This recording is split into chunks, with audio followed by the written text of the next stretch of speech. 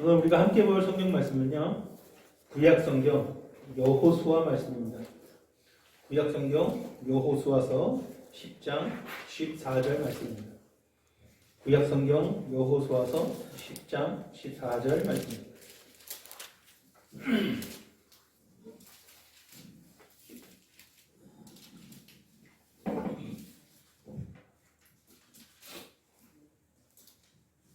구약 성경 334페이지 여호수아서 10장 14절 말씀입니다. 찾으시면 우리가 한목소리 같이 한번 읽어보도록 하겠습니다. 10장 14절 말씀입니다. 시작. 여호와께서 사람의 목소리를 들으신 이 같은 날은 전에도 없었고 후에도 없었나니 이는 여호와께서 이스라엘을 위하여 싸우셨습니다.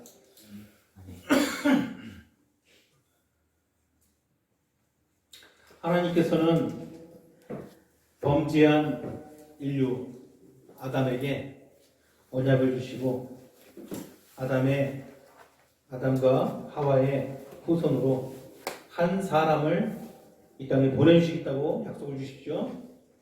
그 한 사람을 보내시기 위한 하나님의 역사와 그것을 방해하려는 마귀의 역사가 인류의 역사라는 것을 우리가 잘 알고 있습니다.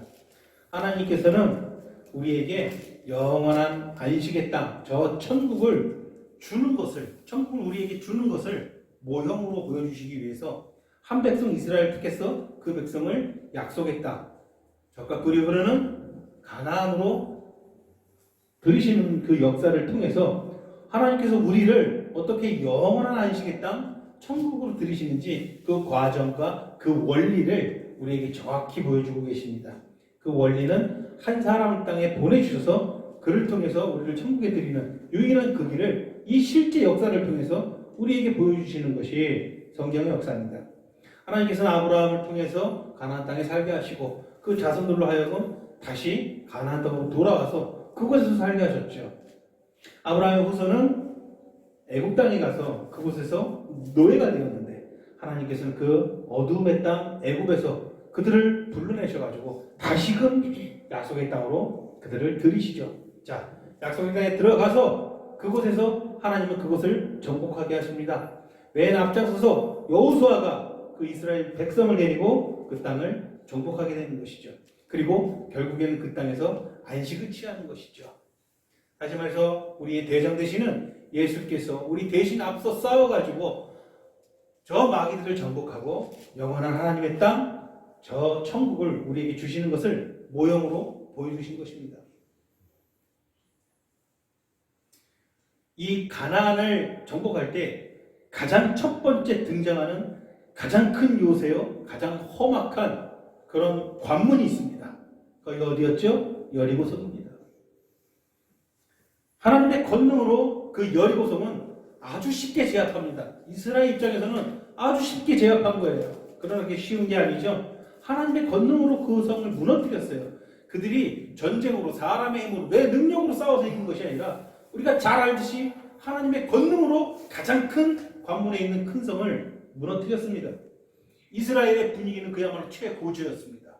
누구와 싸워도 자신이 있었어요. 하나님께서 나와 함께 하시니 그 어떤 원수와 대적하더라도 자신이 있었습니다. 가나안 7족속의 마음은 녹아내렸다라고 성경은 기록합니다. 저 큰 여리고성이 이렇게 무너지다니 우리 마음이 녹아내립니다. 그러나 이내 큰 문제에 봉착합니다. 하나님께서 그들에게 언약을 맺으셨고 언약에 하나님께서 그들에게 철저하게 명령하신 게 있습니다. 그들 중에서 아무것도 취하지 말되 나를 위해 나에게 바치는 너희가 제물을 준비해라. 하나님께 드려진 제물들이 있는데 아간이라는 사람이 그것이 욕심이 나서 몰래 훔칩니다. 우리 편에서 참 보잘것없는 거 훔쳤어요. 외투한 벌과 금과 은. 그 입장에서는 그 당시에 너무나도 탐이 났겠죠. 그걸로 인해서 하나님께서 진노하십니다. 단순히 하나님의 것을 도둑질한 것 때문에 진노하신 게 아니라 언약을 파괴했다는 거예요. 언약을. 내가 너희와 맺은 언약을 파괴했다는 거예요. 너희는 언약 백성인데 언약이 없으면 너희는 아무것도 없고 살 길이 없는 족속인데 내가 너희를 위해서 일방적으로 내가 언약을 주었다라는 거예요. 그 언약이 어디 보통 언약입니까? 그 언약이 가리키는 궁극적인 언약은 무엇입니까? 예수 그리스도를 우리에게 주겠다라는 거예요. 내 아들을 너희를 위해 대신해서 죽이겠다는 거 이 땅에 보내가지고. 그게 하나님의 언약이에요. 하나님께 드려진 것은 저 멸망하는 것들 중에서 구별해서 하나님께 드려졌다는 것은 하나님께서 언약을 상기시키는 거예요. 너희는 저 멸망당하는 중에 있을 수밖에 없는 족속들인데 내가 너희를 사랑해서 내가 너희를 위해서 언약을 줘서 너희는 이렇게 따로 이들 중에서 건져받아 구별돼서 나에게 바쳐진 존재들이다. 그것을 그들은 알았어야 돼요. 해림사상, 진멸사상이 무엇입니까? 이 세상에 있는 모든 죄로 오염될 것은 거룩하신 하나님 앞에서 있어서는 안 되고 멸절될 수밖에 없는 운명들인데 그 중에서 내가 너희를 택했다라는 거예요. 너희는 아니라는 거예요. 이 똑같은 운명 가운데 너희는 건짐을 받았다라는 거예요. 나에게 언약을 받았다라는 것이죠.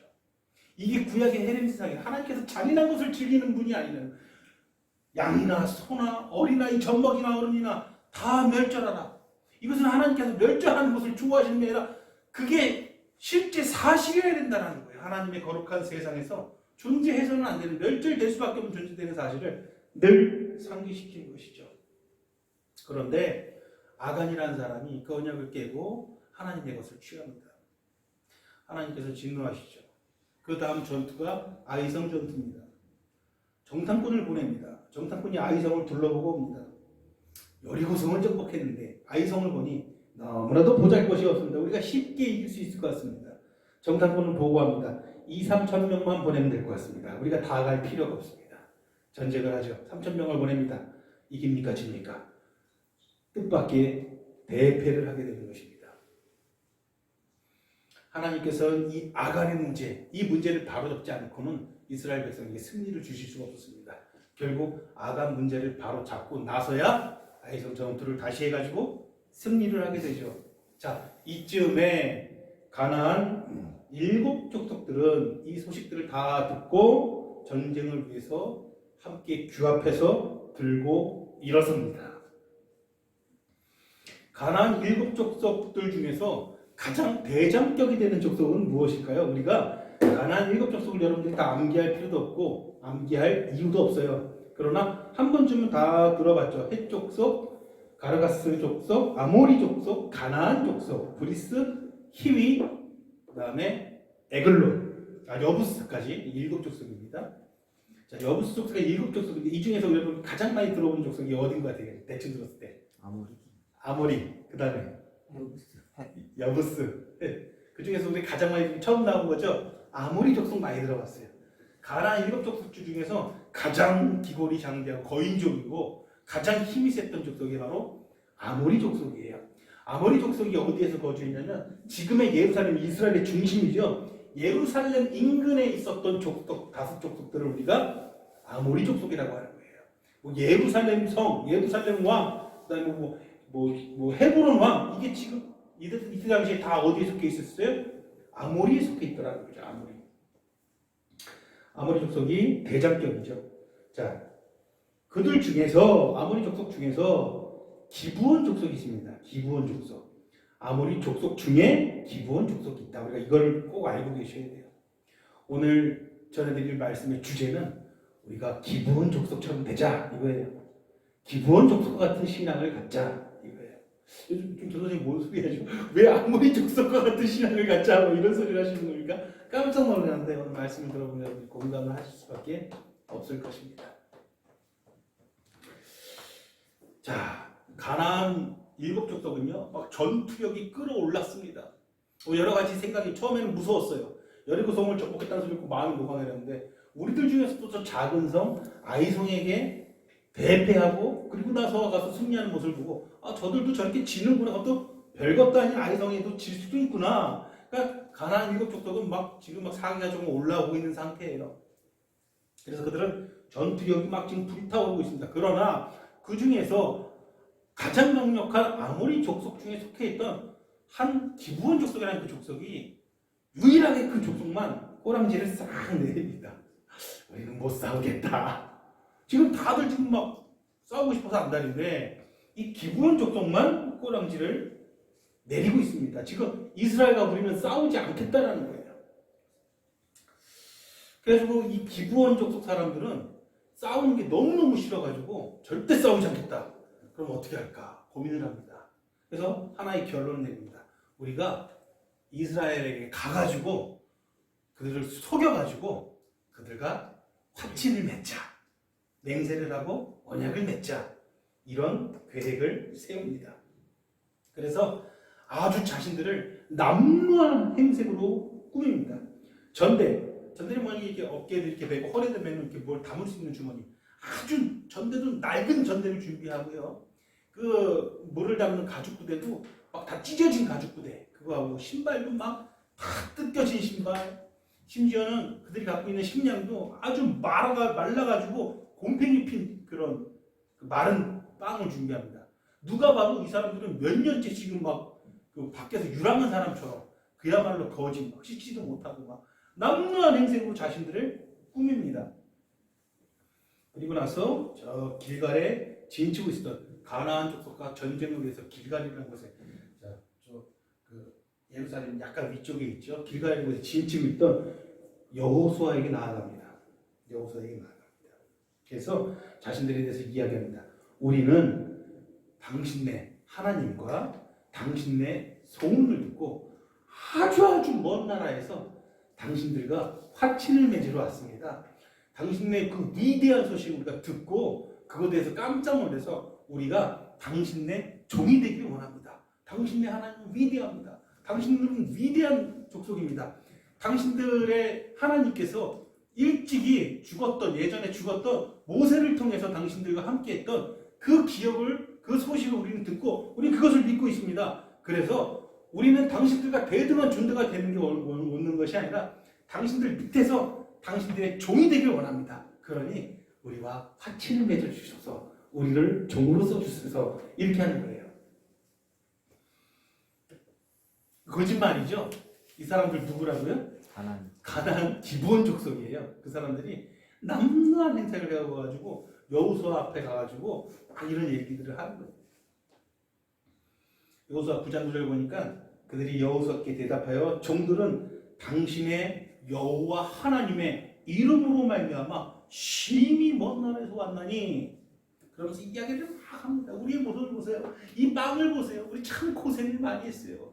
저희는 당신과 화친 맺고 당신들의 종이 되고 싶어가지고 아주 미치겠어요. 당신들은 위대한 하나님의 백성들입니다. 당신들의 하나님은 위대하신 분입니다. 막 이러고 있어요. 여호수아가 들었을 때 기분이 어때요? 아주 좋죠. 정말? 우리가 그렇게 대단해? 기분이 당연히 좋은 거죠. 사람은 누군가가 와가지고 당신네 우리도 다른 교회 갔는데 와, 이 교회로 와서 보니까 이 교회는 정말 하나님의 영광이 가득한 교회였습니다. 대단한 교회예요. 이 교회에서 섬기기 원한다면 우리 기분이 어떨 것 같아요? 그런 적이 없어서 모르겠지만 기분이 너무 좋겠죠. 그렇죠?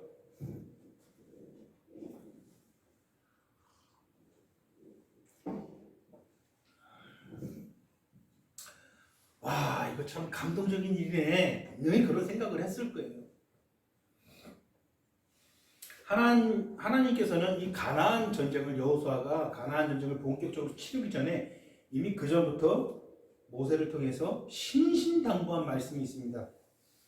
그 중에 하나를 찾아보면 신명기 7장 2절을 보면은 내 하나님 여호와께서 그들을 내게 치게 하시니 그때 너는 진멸할 것이라. 그들과 어떤 언약도 하지 말 것이요 그들을 불쌍히 여기지도 말라. 그들을 진멸하게 할 것이고, 하나님께서는 가나안 족속을 대신에 그들과 어떤 언약도 맺지 말라. 그들을 불쌍히 여기지도 말라. 그런데 여호수아가 지금 기분이 어떤 상태죠? 이 사람들이 가나안 족속이라는 것은 꿈에도 생각 못했어요. 누가 봐도 지금 거짓골이에요. 막 냄새는 나고 막 그 식량도 사람이 먹을 수 없는 곰뱅이 핀 거 들고 다니고 다 찢어지고 헤어지고 막 이런 거 입고 있어요. 남루해요. 우리 보러, 우리와 하친 맺으러, 우리 종이 되고 싶어서 왔대잖아요. 먼 날에 소문 듣고. 감동이잖아요. 기분 좋잖아요. 이것저것 따지지 않습니다. 그들과 화친 언약을 맺게 됩니다.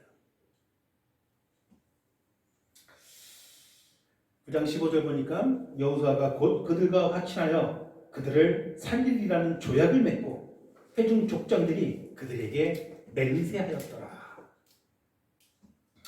민수기 30장 2절을 보니까요. 일이 되기 전에 하신 이전에 또 모세를 통해서 주신 말씀이죠.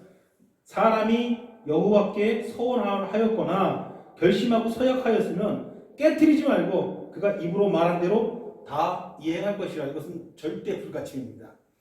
하나님 앞에서 언약을 맺은 거는요. 그게 어떤 언약이든 깨트리지 말고 다 지켜야 돼. 이거 어기면 안 돼요.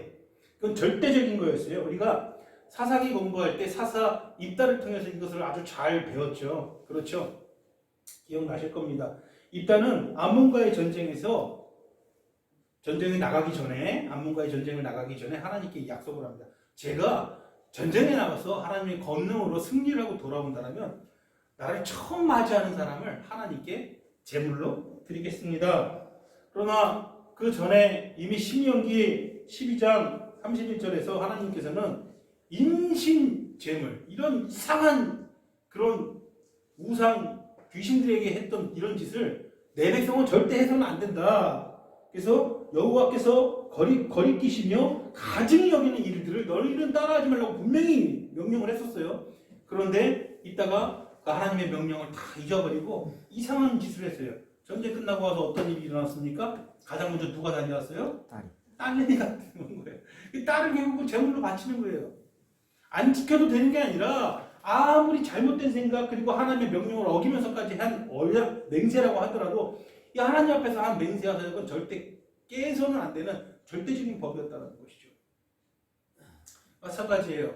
기본 족속을 와가지고 그들을 속였어요. 속였고 언약을 맺었어요. 이 언약 깨도 되는 거예요, 안 되는 거예요? 못하는 것이죠. 레위기 19장 12절 보니까 거짓 맹세를 하지 말라고 하나님께서 명령합니다. 거짓 맹세. 그러면 지금 기본 족속이 지금 그 속이고 언약을 맺잖아요. 이것이 거짓 맹세인가요, 아닌가요? 우리 그 구분을 잘해야 돼요. 거짓 맹세를 하지 말라고 했어요. 그러나 지금 기본 족속은 그들을 거짓으로 속이고 그 다음에 언약을 맺고 조약을 맺었어요. 이것은 거짓 맹세예요, 아니에요? 전혀 다르죠. 왜 다를까요? 거짓 맹세는 뭐예요? 마음속에 저들이 종이 되고자 하는 마음은 요만큼도 없어요. 내가 저들이 종이 되고자 하는 마음은 요만큼도 없고 내가 저들을 죽일 것이다. 그런 마음을 가지고 겉으로만 내가 당신들의 종이 되겠습니다. 언약을 맺읍시다. 이러면 거짓 맹세가 되는 것이겠죠. 그러나 기본 족속이 지금 비록 자기들의 신분을 속였지만 그들이 언약을 맺은 그 언약의 주체, 나는 당신들의 하나님의 종이 되고 당신들의 종이 돼서 섬기는 노예 생활을 하겠습니다. 이거잖아요. 그들이 그게 진심이었을까요? 아니었을까요? 놀라운 것은 그들은 그것만큼은 진심이었다라는 거예요. 진심이었다라는 것이죠. 참 이게 이상한 일이죠. 자, 가나안 족속 중에 가장 강한 민족이 어디라고요? 아모리 족속. 아모리 족속에 속한 기브온 족속입니다. 지금 다른 가나안 7족속은 규합을 해서 이스라엘과 전쟁하려고 해요. 자, 우리가 그냥 인간적인 계산으로 봤을 때 지금 이스라엘이 강합니까? 가나안 7족속이 강합니까? 훨씬 강해요. 비교도 안 돼요. 이스라엘 이 사람들 해봐야 숫자도 뭐 그렇게 뭐 대단한 숫자도 아니고 숫자는 둘째치고 천막 치면서 광야에서 유랑 생활했던 유랑민들이에요. 유목민들이 아니라 그냥 유랑민들이에요. 텐트 그 장막 크게 치고 머물다가 거기서 한참 있다가 또 이동하라 그러면 장막 메고 이동하고 그걸 뭐가 있어요. 근데 가나안은 어떤 사람들이에요? 성을 짓고 있었다는 거예요. 성을. 대포를 가지고 가도 성을 함락시키기 어려워요. 근데 이 당시에 아무것도 없는 이스라엘, 맨몸밖에 없던 이스라엘, 그것도 아이와 젖먹이와 가축들도 데리고 있었는데 이 사람들이 뭘 할 수 있어요? 참 희한하죠. 기본적으로 이상한 행동하는 것들이. 그런데 그들을 속여서 그들과 맹세를 하고 그들의 종이 되기를 원하고 있는 거예요. 좀 더 기본 족속에 대해서 알아보면요. 아모리 족속이 가장 중심에 있는 강한 민족이라고 했어요. 그러면 그 아모리 족속줄 중에서 가장 강한 족속은 어디일까요? 아무래도 기본 족속은 좀 특이하게 아모리 족속 중에서도 굉장히 빈약하고 약하고 작은 족속일 거야. 이런 생각이 좀 들잖아요. 근데 어떨 것 같아요? 기본 족속이 그 강력한 아모리 족속 중에서 가장 크고 가장 강한 족속이었다라는 거예요. 믿어지십니까? 10장 2절을 같이 한번 볼까요? 이어서 10장 2절. 이게 굉장히 반전이죠. 가장 강하고 가장 거대한 족속이었다라는 거예요. 10장 2절 같이 한번 읽어볼게요. 시작. 그에 되었으니 이는 기브온은 왕도와 같은 큰 성이며 아이보다 크고 그 사람들은 다 강함이니라. 왕도와 같은 큰 성. 이때 당시는요, 그 족속들이 아무리 강해봐야 성 하나 짓고 있는 거, 여리고성도 성 딸랑 하나잖아요. 왕도는 뭐예요? 이거는 성 딸랑 한두 개 가지고 그렇게 까불던 족속이 아니라는 거예요. 거의 국가 형태였다라는 거예요. 고대 국가. 그러니까 엄청나게 왕도와 같은 그런 성이라고 지금 기록을 했잖아요. 그 사람들은 다 어떻다? 다 강합니다. 와, 너무 특이하죠?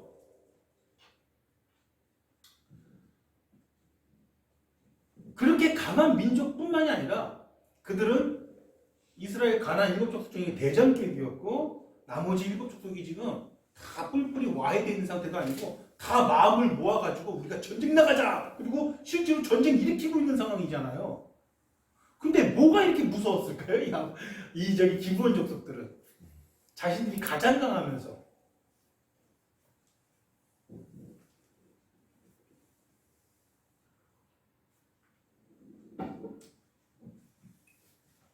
이 기브온 족속은요, 자신들이 가지고 있던 강함이 여호와 하나님 앞에서 아무런 의미가 없다는 사실을 분명히 알고 있었습니다. 그들이 하나님께서 일찍이 모세를 통해서 가나안 땅을 이스라엘에게 주겠더라고 언약하신 그 언약을 어떻게 알게 됐는지는 제가 알 수 없지만 그들은 그걸 다 알고 있었습니다. 거룩하신 하나님의 언약이 변할 수 없다는 사실도 알고 있습니다. 변할 수 없는 하나님의 그 언약으로 이스라엘 백성에게 가나안 족속들을 다 멸절하고 내가 그들을 너희에게 주겠다라고 하신 언약을 그들은 들어서 알고 있었고, 하나님의 언약은 깨질 수 없는 언약이라는 것을 알고 있었고, 그렇기 때문에 가나안 족속이 우리가 아무리 많은 강한 힘을 가지고 있더라도 그 하나님의 언약은 절대 변할 수 없는 언약이니까 우리가 다 멸절될 수밖에 없는 운명이라는 사실을 너무나도 잘 알고 있었다라는 거예요. 참 놀랍죠. 자신들의 땅 가나안은 죄악이 넘쳐 흘렀고 거룩하신 저 하나님을 우리가 보니 하나님 보시기에 우리가 멸절될 수밖에 없는 거예요. 우리는 분명히 저들보다 훨씬 강해 보이지만 강하면 뭐하고 힘이 있고 뭐고 믿을 만한 것들이 우리가 많이 있잖아요. 성이 있고 군사가 있고 철제 무기가 있고 우리는 믿을 만한 게 많은데 아무리 믿을 만한 게 많으면 뭐합니까? 하나님 보시기에 우리는 죽을 수밖에 없는 존재들이라는 사실을 알고 있었다는 거예요. 그것을 요만큼도 의심하지 않았다는 거예요. 자신들은 하나님 앞에서 이미 죽은 목숨임을 깨닫고 있었습니다. 그것이 그들에게 큰 고통이 됩니다. 이 차이가 엄청난 것이죠. 그것을 그냥 머리로 하는 것과 실제로 그것을 마음과 생각과 온 영혼으로 그것을 믿고 확신하기 때문에 내가 고통스러운 걸까. 제가 예전에 철로역정을 몇 번 읽었는데 철로역정이라는 책은 공식적으로 성경 다음으로 가장 많이 팔린 책이에요. 1600년대에 기록된 책, 좋은 번역에 의해서 기록된 책이니까 지금 수백 년이 지났죠.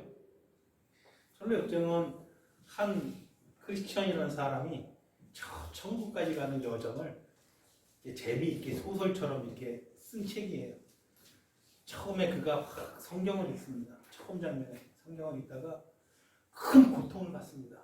왜 고통을 받습니까? 그는 지금 멸망의 도시에서 거주하고 있는데 곧 하나님에 의해서 우리가 다 죽게 되었다는 사실을 알게 되니까 잠도 안 오고 막 아이들과 자기 아내에게 우리가 곧 멸망하게 될 것이다. 우리가 살 수 있는 길을 찾아가자니까 다들 비웃습니다. 몇 번을 공부해도 다 비웃습니다. 그러니까 결국 혼자서 구원을 향해서 길을 떠나는 그 내용인데 그 고통스러웠다라는 거예요. 그 책을 읽고. 우리가 멸망받을 수밖에 없는 운명이라는 사실, 내가 죽을 수밖에 없다라는 이 사실 때문에 그는 어땠다라고요? 마음이 고통스러워. 다른 사람들은 다 비웃고 전혀 고통스러워하지 않아요. 그러나 이 크리스천 주인공만큼은 너무나도 그게 고통스러운 거예요. 여러분들이 죄인이라는 사실이 고통스럽습니까? 여러분이 하나님 앞에 존재해서는 안 돼. 죽을 수밖에 없는 죄인이라는 사실이 고통스럽습니까? 이 죄 때문에 우리가 고통스러워야 돼요. 기브온 족속들은요, 자신들이 멸절될 수밖에 없다는 그 사실 때문에 아주 크게 고통이 되었습니다. 그래서 고민을 한 거예요. 자신들이 살 수 있는 유일한 길이 하나님의 언약 안에 들어가서 그분을 섬기는 길, 그거 외에 하나님을 섬기고 그 백성을 섬기는 것 외에는 자신들이 살 수 있는 방법이 없다는 사실을 그걸 알았다라는 거예요. 그러니까 9장 24절을 같이 한번 공부할 거예요. 9장 24절, 여호수아 9장 24절 같이 한번 여기 시작. 그들이 여호수아에게 대답하여 이르되 당신의 하나님 여호와께서 그의 종 모세에게 명령하사 이 땅을 다 당신들에게 주고 이 땅의 모든 주민을 당신들 앞에서 멸하라 하신 것이 당신의 종들에게 분명히 들림으로 당신들로 말미암아 우리의 목숨을 잃을까 심히 두려워하여 이가 잘했습니다. 당신들의 하나님께서 일찍이 당신들의 지도자 모세에게 우리 이 땅을 다 진멸할 거라는 그 언약을 우리는 들었다라는 거예요. 하나님께서 그렇게 언약했다면 우리가 지금 당신들보다 아무리 강해 보인다 할지라도 우리는 멸절될 수밖에 없다는 사실을 우리는 알고 있기 때문에 내가 너무 살고 싶다라는 거예요. 너무 두렵다라는 거예요. 나에게 지금 고통이 온다라는 거예요.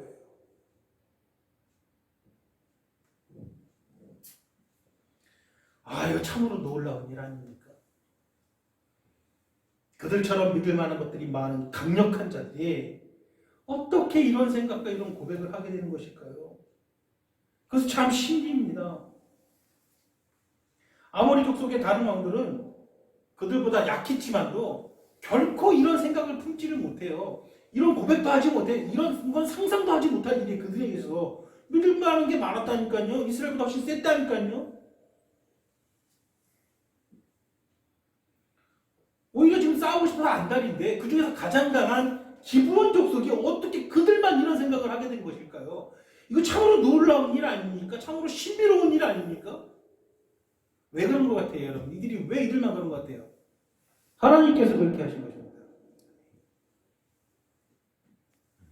저 아모리 족속, 저들과 같은 우리, 자기 입만 바라보고 이 세상에 있는 것들만 바라보고 멸절당할 수밖에 없었던 우리, 하나님을 대적하고 이 세상에 있는 마귀의 것들을 의존해서 평생 살다가 죽을 수밖에 없던 우리, 저 아모리 족속 같은 우리, 멸절된 것 외에는 다른 길이 없었던 우리가 어떻게 주 예수 그리스도를 영접했나요? 이 많은 사람들 중에서 여러분 어떻게 주 예수 그리스도를 영접했어요? 어떻게 해요?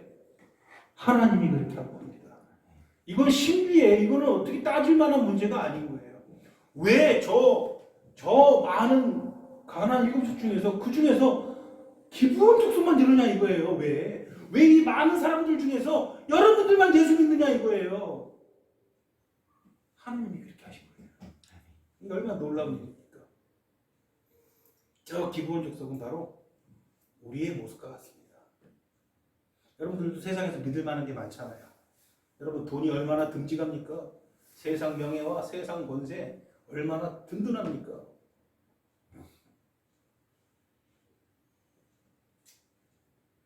그러나 우리는 그런 걸 믿고 살지 않잖아요.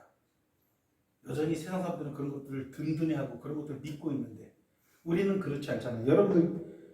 여러분들도 여전히 세상 권세와 인생의 자랑들, 세상에 있는 물질들, 아니면 세상에 있는 이것저것 다른 것들을 의지하고 있다면 아직 기본 족속 같은 모습이 아닌 것이죠.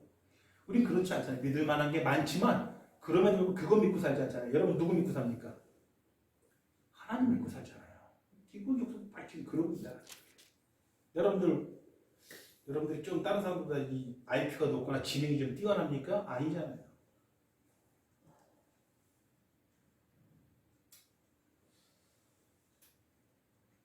자신들의 신분을 속이면서까지 하나님의 은총과 하나님의 공율과 하나님의 자비를 구하는 저 기브온 족속들을 우리 하나님께서는요 사랑하셔도 너무너무 사랑하십니다. 이게 참 놀라운 거예요. 여호수아가 얼마나 겸손합니까? 하나님께서 저들과 화치를 맺지 말고 언약을 맺지 말아라, 불쌍히 여기지도 말아라 했는데 저들이 가나안 그 대상 화친을 맺어서도 안 되고 언약을 맺어서도 안 되고 불쌍히 여겨서도 안 되는 그런 가나안 족속이라는 사실에 대해서 생각도 못했고 사실 경솔했잖아요. 백성들에게 원망도 들어요. 아니 어떻게 이 같은 일을 행하십니까? 경솔했잖아요 여호수아가. 그런데 여호수아 책망을 합니까 안 합니까 하나님께서? 성경을 보면 한마디도 안 하세요. 여호수아가 경솔하게 가나안 족속 언약을 맺지 말라던 저 족속과 속아가지고 언약을 맺었는데 저들을 살리리라는 저들을 건들지 말라는 언약을 맺었는데 하나님께서는요 얼마나 좋으셨던지 저렇게 하나님의 명령을 어긴 건 아니죠. 속았기 때문에 어쩌나 그런 여호수아를 조금도 책망하지 않는 거예요.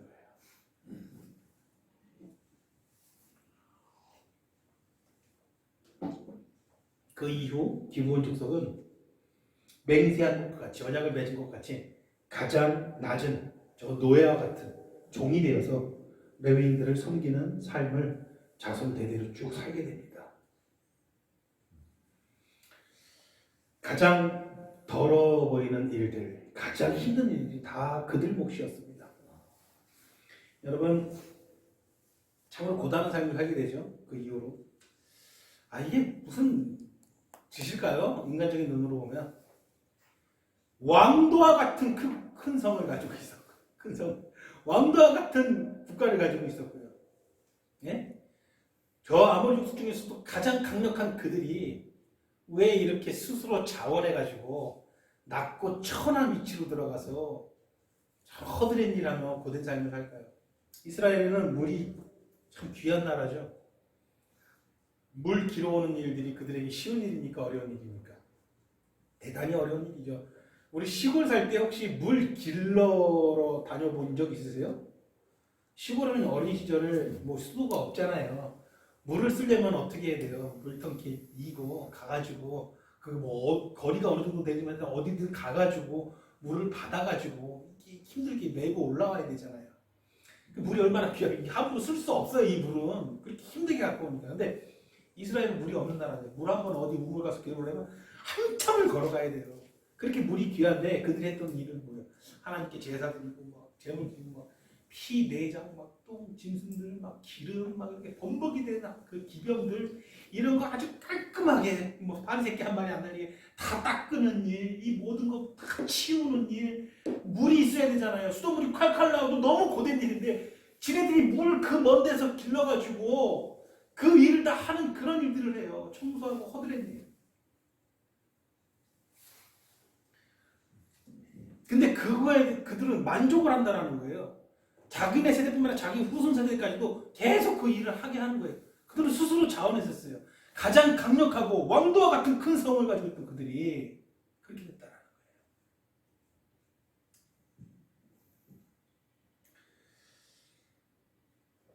빌립보서 3장 7절에 사도 바울의 고백을 보세요. 나는 세상 사람들 자랑하는 걸 나도 한번 자랑 한번 해보자. 너 유대인들 자랑하는 것 나도 한번 자랑 한번 해보자. 나는 8일 만에 할례를 받고 이스라엘 족속이요 베냐민 집하고 히브리인 중에 히브리인이고 율법으로는 바리새인이라 너희들의 선생이고 온 백성의 존경을 받을 만한 위치에 힘을 가지고 있는 자다. 뭐랄까 우스하죠. 너희들이 감히 우러러보지도 못하는 말도 섞지 못하는 나는 그런 힘을 가지고 있는 자다. 그런 다음에 하는 말이 뭐예요? 무엇이든지 내게 유익하던 그 모든 것들을 그리스도를 위하여 다 해로 여길 뿐더러 내 구주 예수 그리스도를 아는 그 지식이 나에게는 가장 고상으로 다른 모든 자랑거리들을 다 배설물로 여긴다. 딱 지금 그 자세예요. 기브온 족속이 하는 자세예요.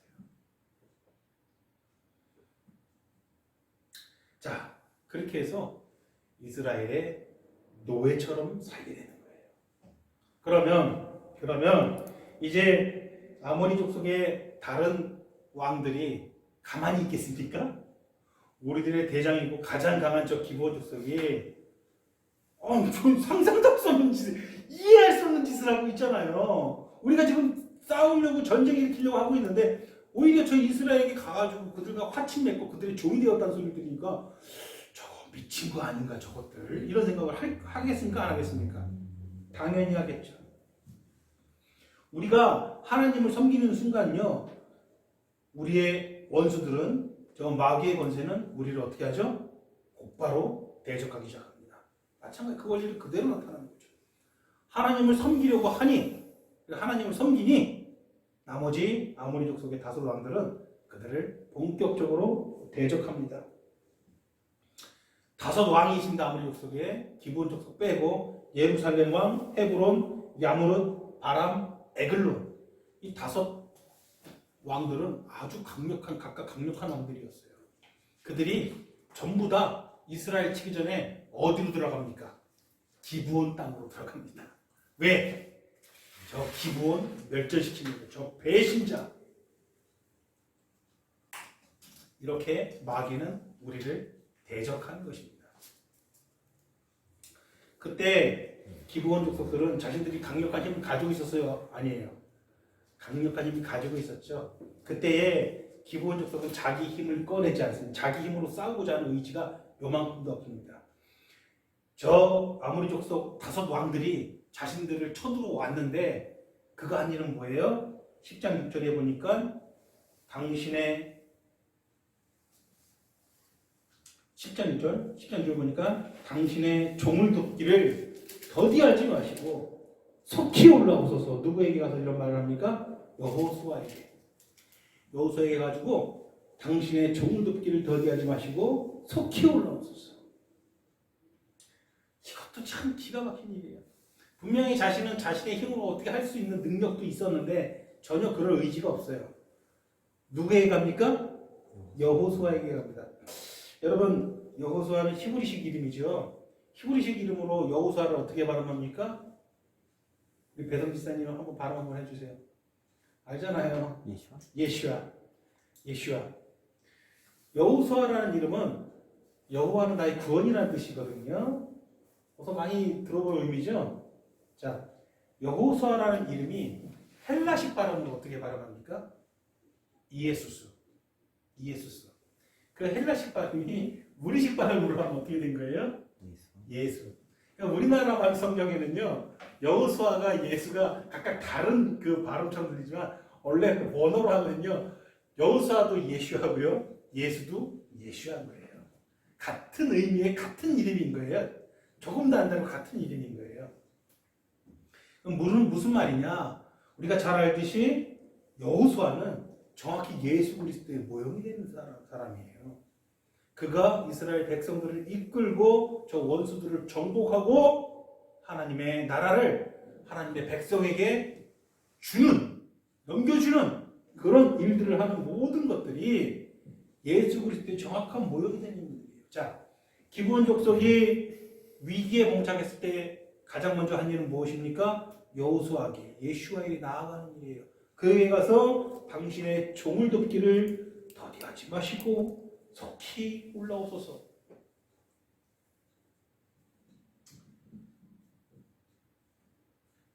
위기의 순간 그들은 예수 그리스도를 찾고 하나님을 찾은 것입니다. 이게 기브온 족속의 모습이에요. 그때에 하나님께서는 역사상 유례 없는 권능과 이적으로 그들을 지켜주십니다. 하나님께서 첫 번째로 여호수아를 즉시로 그들에게 보내주시죠. 여호수아에게 쫓기는 그들을, 원수들은 여호수아를 당해내지 못합니다. 혼비백산 도망을 합니다. 그때 하나님께서 어떤 권능을 일으키십니까? 우박으로 그들을 치십니다. 성경에 의하면 칼에 죽은 자보다 우박으로 죽은 자들이 더 많다고 합니다. 거길 놓고 치지 않아요. 철저하게 응징합니다. 한 사람도 살려보내지 않습니다. 감히 너희가 지금 누구를 치려느냐? 내가 저 기브온을 사랑하기로 작정했다. 저것을 내 소유 삼기로 작정했다. 너희가 기브온을 털끝도 건드리지 못하게 할 것이다. 그걸로 끝낸 게 아니에요. 그들을 치러 가는데 해가 떨어지면 그들을 추적을 못하니까 해가 떨어지지 않게 합니다. 달과 해를 멈추게 하는 성경 역사상 유례없는 권능으로 하나님께서는 누구를 지켜주십니까? 기브온 족속을 지켜주시는 거예요. 요한일서 5장 18절 보면은 하나님께로 나신 자가 저를 지키심에 악한 자가 저를 만지지도 못하리라. 이걸 하나님께서 보여주신 거예요. 하나님께서는요, 저 기브온이 거짓으로 속여서까지도 내 백성, 원래는 기브온의 운명은 뭐예요? 저들을 멸절하라 했잖아요. 저들과 언약을 맺지 말고 맹세도 하지 말고 저들을 불쌍히 여기지도 말라. 그 대상들이었잖아요. 그런데 하나님께서 어떻게 이렇게까지 큰 권능으로 그들을 보호하시고 지켜주실까요? 여러분, 하나님은요, 율법의 주인이신 분이기 때문에 인간들이 생각하는 율법보다 앞서 계신 분이세요. 그렇잖아요. 하나님께서 저 원수를 멸절하라고 법을 주신 거는요, 사람 죽이는 게 즐거워서 그런 게 아니라 이게 인류의 운명이라는 사실을 뼈저리게 알게 깨닫게 하기 위해서 참 빛 복음으로 구원의 길을 열어주셨을 때 이 역사들을 통해서 우리가 죽을 수밖에 없는 죄인이라는 하나님 택한 모든 자들이 그 사실을 이 뼛속 깊이 새기게 하기 위해서 실제 그 사실, 그 운명, 그들의 운명을 미리 보여주신 게 이게 헬름 세상이거든요. 그 사상 가운데 하나님께서는요, 그들을 건지신 것이죠. 기브온을 건지신 거예요. 그들이 뭐 잘나서 그런 게 아니라 하나님께서 그들을 그렇게 인도하신 거예요. 그리고 내 백성 삼아주셨죠. 우리의 운명이잖아요. 딱 멸절될 수밖에 없는 우리가 하나님의 은혜로 하나님의 백성이 되는데, 그렇기 때문에 이스라엘보다 좀 덜 살아가셨냐? 그게 아니에요. 그 어떤 이스라엘보다 더 큰 사랑으로 그들을 지켜주시고, 그 어떤 이스라엘에게 베푼 권능보다 더 위대한 권능으로 그들을 지켜주시는 거예요.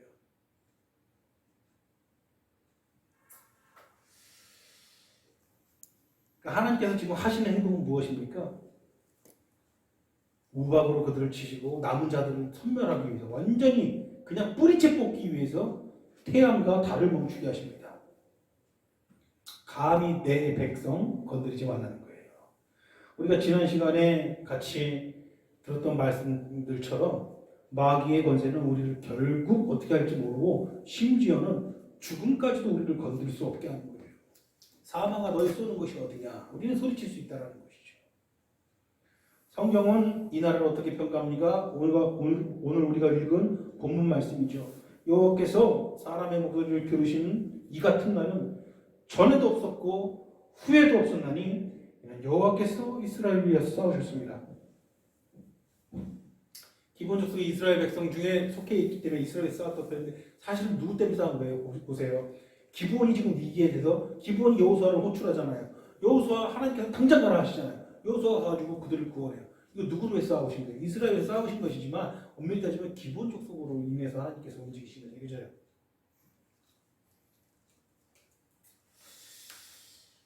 놀라운 권능으로 이 기브온을 지키시기 위해서 베푸신 하나님의 큰 권능을 우리는 보게 됩니다. 오늘날 우리가 이 기브온과 같이 되기를 진심으로 소원합니다. 기브온이 어떻게 하나님을 섬기고자 했는지 여러분 한번 잘 보셔야 돼요. 잘 보셔야 돼요. 하나님께서는요, 이 기브온의 섬김, 그리고 이 기브온을 어떻게 사랑했는지 이 이전에도 없었고 앞으로도 없을 큰 이적을 베푸심으로 영원히 이것을 딱 못 박아놨어요. 누구든지 이것을 알아야 된다. 누구든지 이것을 봐야 된다. 누구든지 이 큰 이적을 이렇게 딱 역사로 표기해놔가지고 성경으로 딱 못을 박아놔가지고 누구든지 이것을 봐야 된다는 거예요. 어떻게 평가해요? 이같이 큰 날은 이전에도 없고 이후에도 없었다.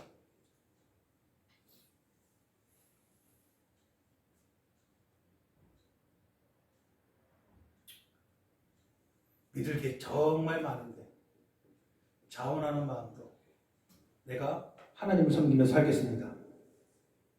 내가 하나님을 섬기는 삶을 살 거라면 내가 가진 다 모든 것들을 버리고 나는 노예와 같은 삶을 살겠습니다. 난 그걸로 족합니다. 이 고백이 하나님 보시기에 얼마나 귀한 것인지 여러분 잘 기억하시기 바랍니다. 여러분들이 생각하는 것 이상으로 하나님은 이런 고백으로 나오는 사람들을 너무 아끼고 사랑하신다는 거예요. 그들을 위해서라면 무엇이든지 할 수 있는 분이 우리 하나님이라는 거예요. 무엇이든지.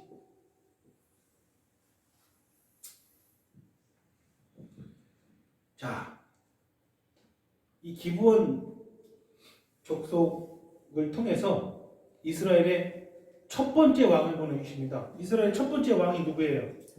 사울이죠. 사울은 기브온 족속 아닌데? 사울은 어디 족속이에요?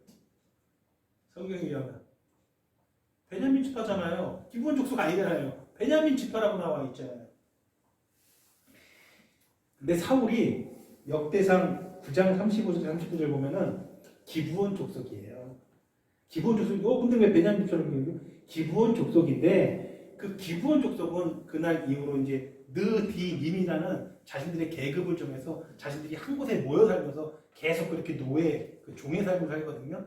그 중에서 이제 삐져나오는 사람 몇 사람 있을 거 아니에요. 삐져나오는 사람들은 이제 그 어떤 지파, 뭐 예를 들어서 유다 지파나 베냐민 지파에 편입이 돼가지고 그 지파 사람으로 살게 된 그런 역사를 가지고 있어요.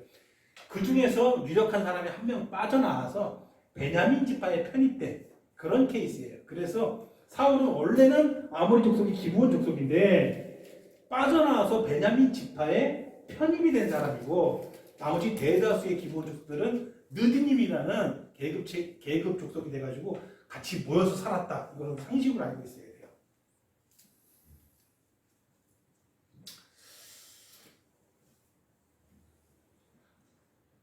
사무엘상 9장 2절과 11장 23절 거듭해서 보여주는 게 기록하는 게 뭐냐면 사울은 키가 어깨 하나는 더 있었다. 어깨 위는 더 있었다. 그러니까 그 요만한 사울에 비해서 다른 사람들 키는 요만했던 거예요. 다 요만하고 혼자 어깨 위로 나와 있는 걸 모가지가. 그러니까 누가 봐도 티가 나는 사람이고 잘생기고 이해가 되시죠? 그는 기브온 족속이에요. 거인족. 여러분 가나안 아모리 족속은 거인족이라고 그러죠. 저 아낙 자손이에요. 거인족이에요. 그러니까 어깨 하나는 키가 더 있다는 사실이 다 맞아떨어지죠. 그렇죠. 그런데 우리가 사울의 이제 좀 이해가 돼요.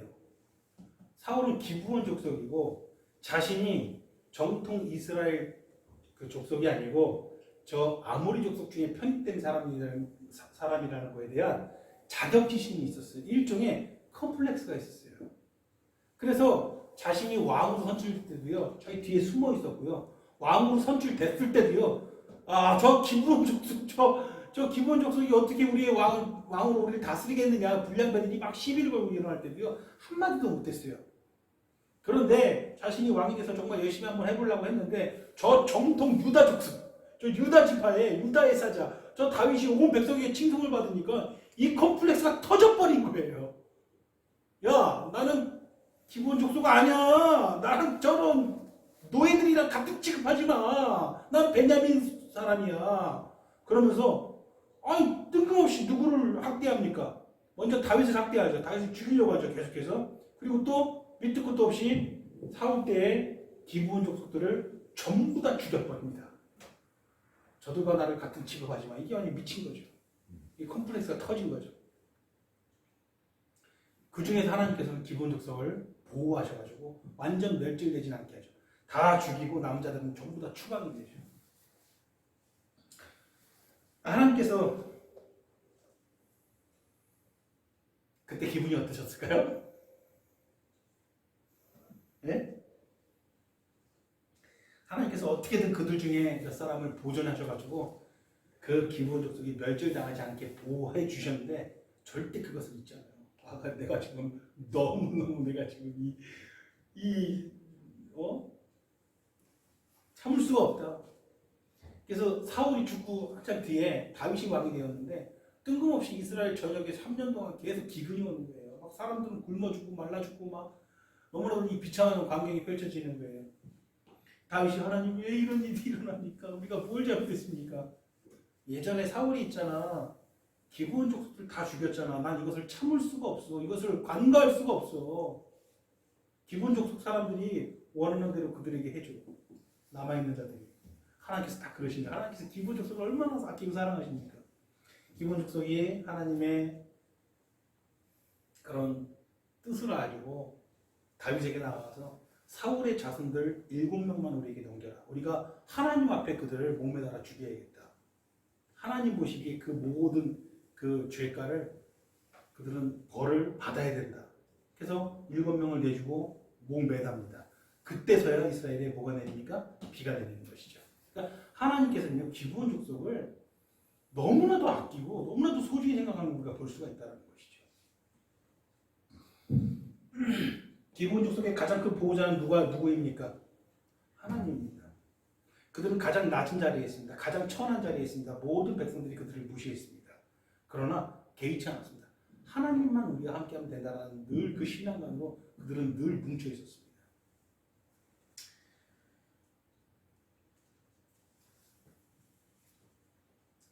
그리고 나서 400년이라는 시간이 흐릅니다. 400년이면 굉장히 긴 시간이죠. 이스라엘은 패망하고 바벨론 포로로 잡혀가는 일들이 발생하는 거 우리가 너무나도 잘 알고 있죠. 그렇죠. 포로 기간이 70년이에요. 70년 동안 그들은 저 이국 땅 바벨론의 포로로 잡혀가서 나라도 잃고 그냥 그렇게 불쌍한 신세가 되었죠. 포로 생활 70년 만에 하나님께서는 그들에게 은혜를 베푸셔서 본국 이스라엘 땅으로 다시 돌아가게 합니다.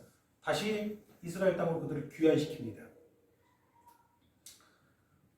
돌아가려고 하는 사람들이 있을까요? 한 부류의 사람들 빼놓고 없어요. 어떤 부류? 제사장. 왜? 제사장은 그 70년 포로 기간 내에도 자기네 지위와 신분을 유지했어요. 백성들에게 섬김을 받고 뭐 먹고 살 걱정 없었어요. 그러니 그들은 계속 존경받는 위치에 있었고 본국으로 귀환하면 그들은 오히려 좋아. 여기 있는 것보다도 더 눈치 볼 거 없이 사람들에게 존경과 공경을 받으면서 나는 제사장으로서 내 직분만 감당하면서 살아갔는데, 그러니까 제사장들 빼놓고는요 본국으로 돌아가려는 사람들이 아무도 없는 거예요. 당연한 것이죠. 이미 70년 동안 거기서 자손을 낳고 거기서 터를 잡았어요. 약 4만 2천 명이 처음에 귀환을 하게 됩니다. 이스라엘 본국으로. 적은 숫자죠. 4만 2천 명 중 가운데 제사장만 4,300명이에요. 10분의 1이 넘어갑니다. 나머지 뭐 어떻게 하라고. 제사장만 잔뜩 가면 아무도 귀환을 안 해요. 제사장만 4,300명인데 레위인들 중에 자원하는 사람이 74명이에요.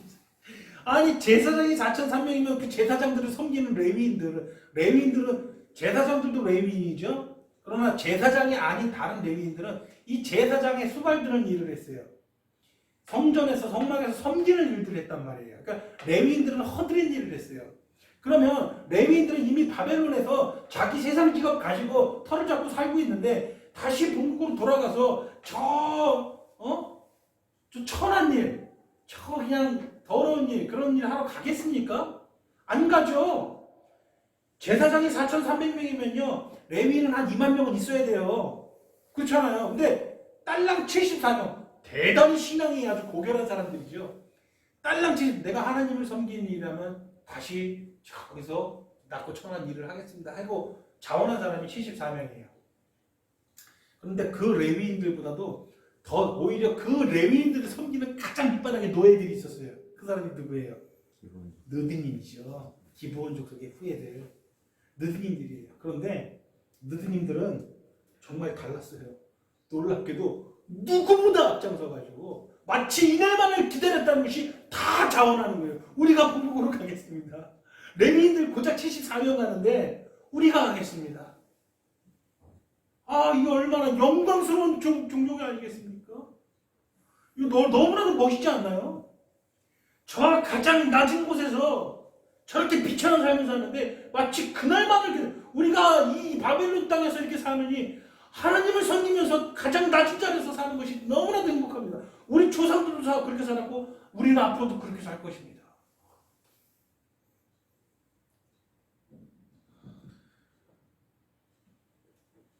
정확히 느디님들의 숫자는 기록이 되어 있지 않았는데 느디님과 다른 종들을 합해서 390명이라고 한 거 보니까 그 족속들의 그 이름만 나오는 거 보니까 한 300명 이상 되는 것 같아요.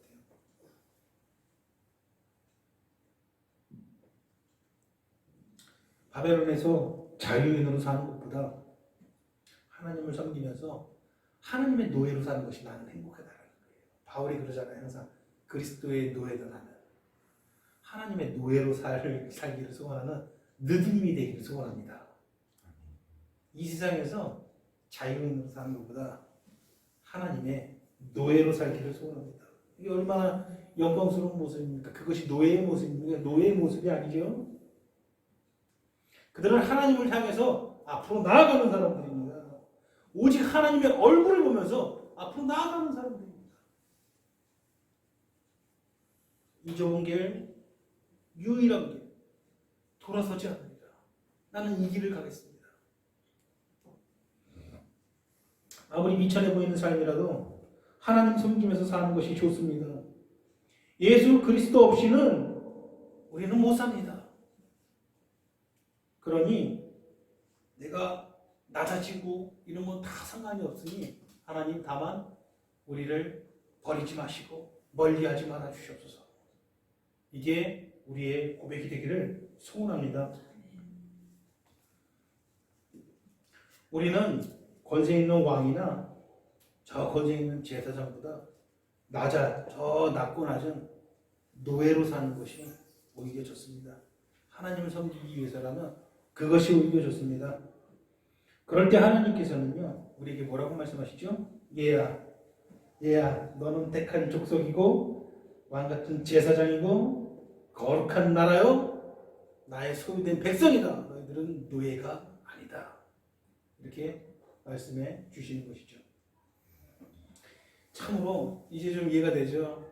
여러분들이 저 기브온 족속이 되기를 바랍니다. 아까 전에 양명수 지사님이 눈이 동그래지셨어요. 우리가 기브온 족속과 같이 되기를 바랍니다. 그러니까 아니 저 가나안 족속과 되길 눈이 동그래졌는데 이제 이해가 되시죠?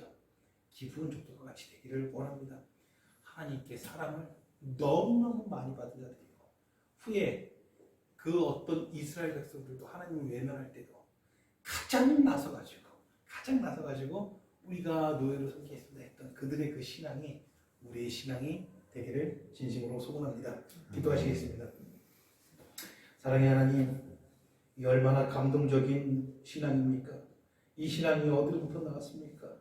이 신앙을 하나님께로부터 나왔으니 우리에게도 동일한 이 믿음과 신앙을 허락해 주셔서 우리가 그 어떤 다른 소원보다 하나님 섬기고 사는 것이 우리의 가장 큰 소원이 되게 하시고 이 소원을 하나님께서 들어주실 때에 어떠한 대가도 기쁨으로 받아들일 수 있는 느드님과 같은 기브온족 같은 그런 삶을 살 수 있도록 우리의 삶을 축복하여 주시옵소서. 예수님의 이름으로 기도드리옵나이다. 아멘.